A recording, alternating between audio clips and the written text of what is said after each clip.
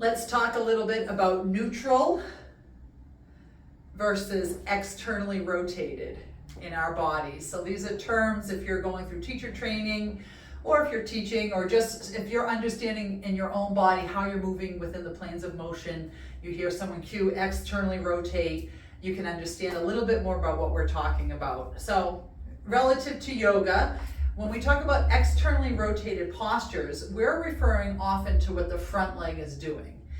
So when we're neutral, we want to have, it's almost like we're in mountain pose with the palms more facing in towards the body, or they can even be slightly forward. And we imagine a line drawn down the front of our body. So anything that is anatomically how you would stand in mountain pose is, for the most part, neutral.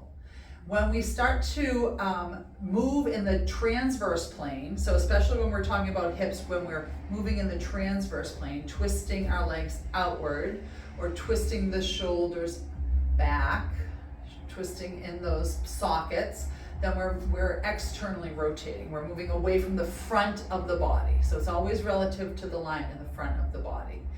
The things that we're going to do most when we externally rotate or when we cue it is we're going to be moving with external rotation in some of our standing poses.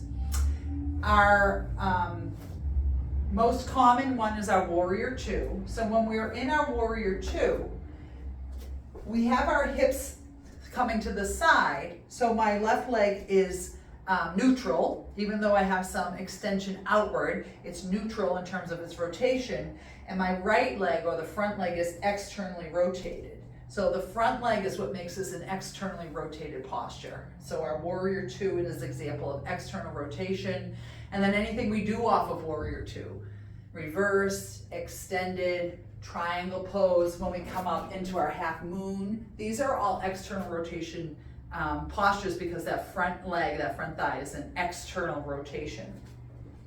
When we open up into goddess pose, anything where the legs are coming away from that center line, from that neutral pose, is externally rotated. Now, what we typically see with internal rotation is less of a big movement and more of a muscular engagement. We want to get internal rotation when we're creating space in the lower back.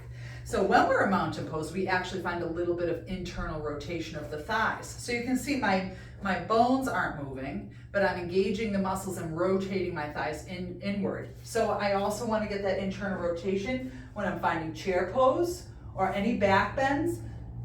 If I'm taking boat pose or bridge pose, I want to find internal rotation of the muscles. You won't see it in the movement. You're going to see it in the action of the muscles, that internal rotation. Another big one for that is our down dog or wide-legged forward fold. So often, down dog is very neutral here, but then I want to get the action of my inner thighs internally rotating. And that's going to create a little bit more space in my lower back, as well as a different stretch, a deeper stretch of the hamstrings. So that's our legs internally and rotating muscularly in the action, and externally rotating to get into those bigger standing poses. Our neutral poses are typically when we're keeping our hips neutral and our legs neutral. So anytime we're doing our lunges on the ground here, or if we're taking it into our high lunge, even warrior one, even though I have that left leg slightly externally rotated, I'm really keeping my legs for the most part neutral, and my front leg is neutral. So warrior one is considered a neutral pose because the front leg is neutral. It's lined up right with that hip. And then when you talk about this rotation with the arms, often, again, we're talking about that engagement of the arms. So when we're in mountain pose, we're externally rotating those arms. So that's a movement where you can see the motion of the arms. But back to our down dog pose, we want to actually externally rotate the arms muscularly. So you can see it as my elbows rotate back.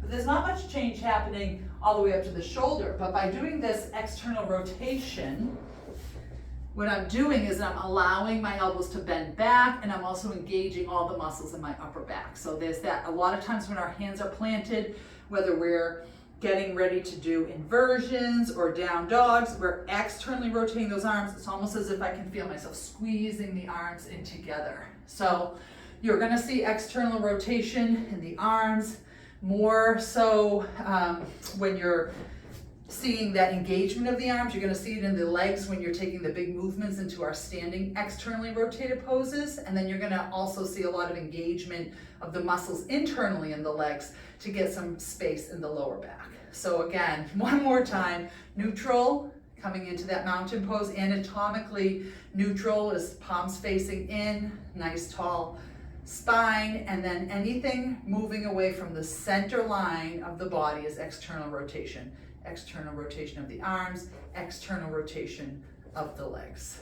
Standing poses, the front leg tells us whether it's an externally rotated pose or a neutral pose. And then with those arms, you can see a lot of arm variations where you might find some rotation in the arms for different reasons as you move through different yoga poses. It's important when you're working your body, you want to be thinking about moving in all those different planes of motion, getting both external and neutral poses into your practice so that we can be working all of the joints, all of the planes of motion, and all the different muscles that we want to be stretching out so we feel good at the end of our practice. All right, external versus neutral.